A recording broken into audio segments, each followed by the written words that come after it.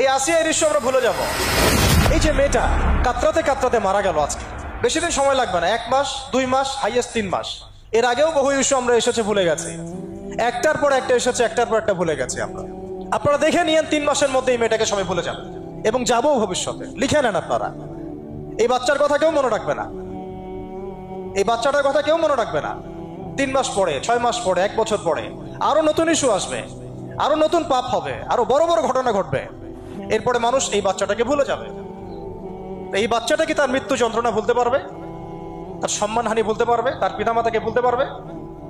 এখন প্রশ্ন হচ্ছে, তার পিতাকেও যদি আমরা জিজ্ঞাসা করি, ইসলামে রেপের শাস্তি হচ্ছে মৃত্যুদণ্ড, আর ব্যভিচারের শাস্তি হচ্ছে অর্ধেক কোমর পর্যন্ত পুঁতে পাথর নিক্ষেপ করে হত্যা করা।